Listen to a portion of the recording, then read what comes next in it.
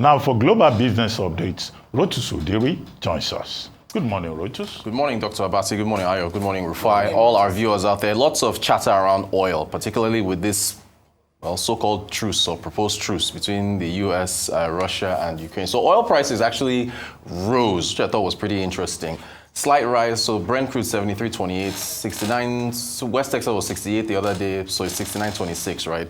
And I think the thinking was traders, when the Kremlin came out with their demands, the traders were like, well, this is a bit unrealistic. So the theoretical thinking here behind the movement was, okay, and we can move on to the truce now between the proposed truce, but if you don't have any more attacks on the Black Sea, on energy facilities, if you ensure safe navigation through the channel, prevent military use of commercial shipping and all of that, well, there's a path towards Russian sanctions being lifted, although Europe is not in favor of that. This is why the US has been having one-on-one talks. So if you do that and you allow, Russian trade oil back into the markets, well, okay, that would depress prices. But then the Kremlin now came out. Never left No, that's what I'm saying. That's what I'm saying. Theoretically, if you release the sanctions and you allow those, because the Biden administration puts sanctions on shadow fleets, and we saw oil rise when that happened because they actually targeted them. So when the Kremlin came out with this and said, oh, you have to allow financial institutions involved in food trade, servicing ships in ports, and reconnection to SWIFT, they said these are unrealistic, right? There's no way this is going to happen because you all know about the importance of Russia reconnecting to grain trade, agriculture, fertilizers, and oil and the likes. So I think that's the rationale behind the brand prices ticked up just a bit, in addition to expectations of U.S. inventory numbers later today. Asian stocks generally higher, save for the Nifty 50 in India. Again, Trump has some very cryptic language on tariffs, saying that there might be exceptions here and there, or he might not. Doesn't want to see too many exceptions. Again, we'll see what happens April 2nd. And Moody's had something to say about that. The credit rate is in the sea. But Indonesia, you all remember we covered the Indonesia election. This is from the Arise News website when Prabowo Subianto was sworn in. Remember, Dr. Abati had a deep dive on his history as a military leader and so on. So look at this, right? And shout out to our digital team for pointing this out. Back in October, let's say, announces the largest cabinet in decades. And that was supposed to be an eye towards the type of spending that he's moving on. Investors have soured on Indonesian securities because of the spending plans of Subianto. So the Indonesian rupiah, as of yesterday, intraday trading yesterday, fell to a low not seen since the Asian financial crisis. So it was trading at 16,640 to the dollar, but around midday Tuesday. It's actually come down. I checked it. It's about 16,597 now. But just for historical purposes, the record low hit around that Asian financial crisis as of July or June 1998 was 16,800, right? So it actually flirted with getting there. So what are investors worried about? Subianto has this flagship program where he wants to feed all pregnant women and school children in Indonesia. Indonesia, by the way, is a $1.3 trillion economy. They've got about 200 million people, close to what Nigeria has. This thing is going to cost $28 billion a year. Indonesia recorded a deficit for the first time, surprise markets, for the first 2 months of this year. Their fiscal structure is really in trouble. And him wanting to continue this type of spending outlays has worried investors, and they are heading for the exits. The central bank said that they were going to intervene, try and stem the slide of the currency. Very, very similar to what you saw happening over in Turkey. So, I mean, that's that about that. We'll have to see how things go forward. But the currency has weakened, and the fiscal situation is just not tenable. By the way, this is Victor Zabo. He is a fund manager at Aberdeen, and he's pretty much summarized Indonesia, saying the big picture is that of a fiscally less responsible government.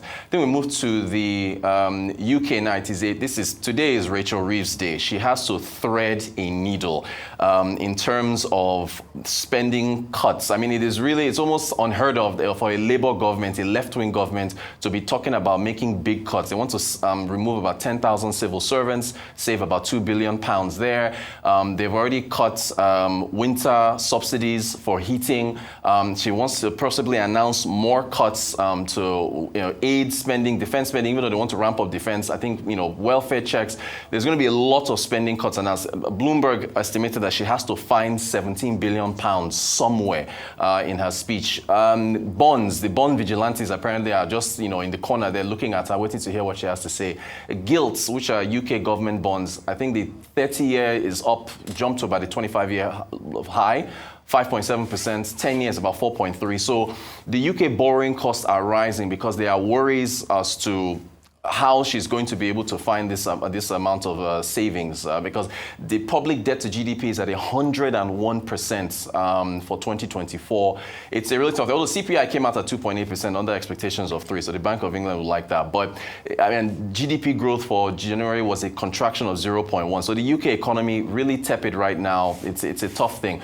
So the US, I think Moody's, as I mentioned, the credit ratings agency, put out a note saying that they are worried about U.S. public finances because of the path that Trump is treading. So they said here the potential negative credit impact of sustained high tariffs, unfunded tax cuts, and significant tail risks to the economy have diminished prospects that these formidable strengths, the formidable strengths they're referencing is the labor market and other things, and the dollar, will continue to offset widening fiscal deficits and declining debt affordability. So it's a very similar theme. If you look at Indonesia, Turkey, the UK, the US, it's all about fiscal sustainability.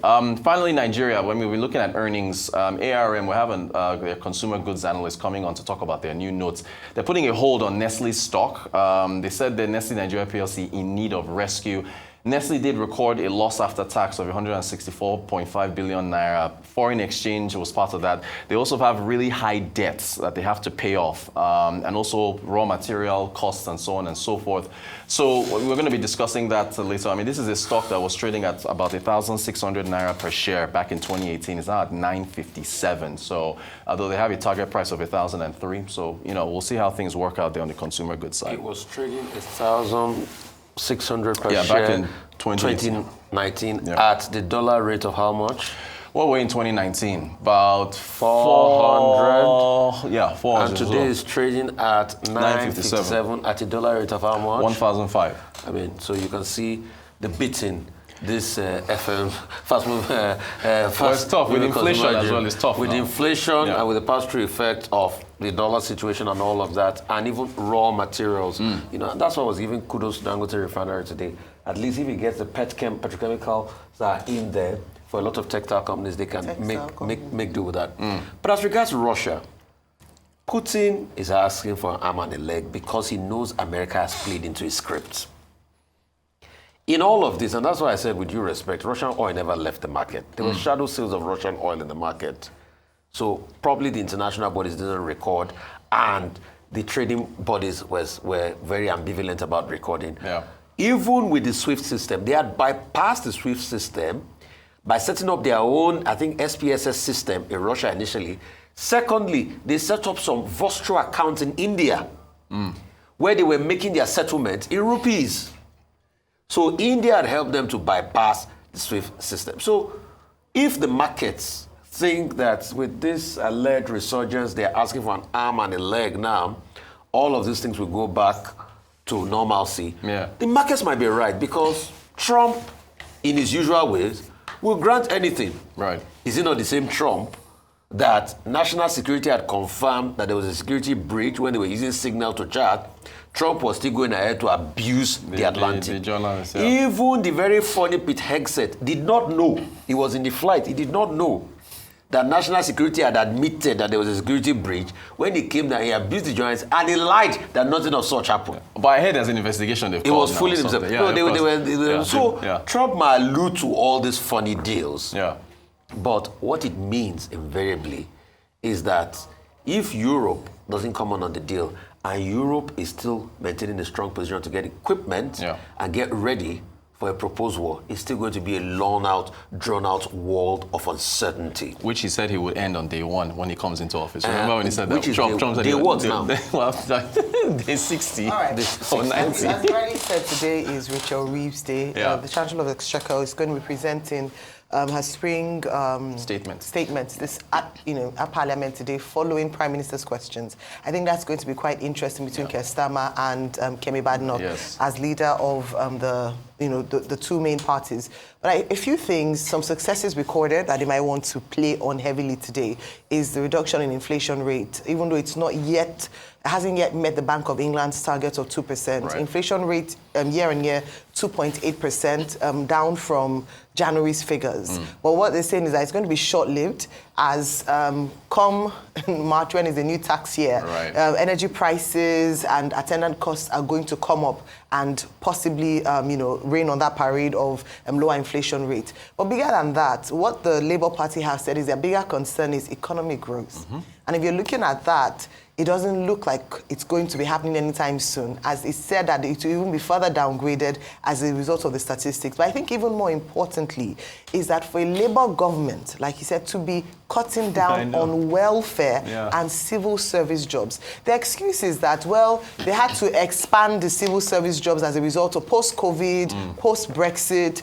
Some experts were called in to help, Britain navigate away from, as a result of Brexit, and that though it will only be 10,000 jobs. But Labour unions are coming out to say that it's going to be more than 10,000 jobs affected. Up to 50,000 jobs in the United Kingdom are going to be affected as a result of this cost. But they have no choice. They need to make some serious cuts, and it looks like this is just the beginning of cuts. But let's see how popular the Labour Party will be at the end of her spring statement today.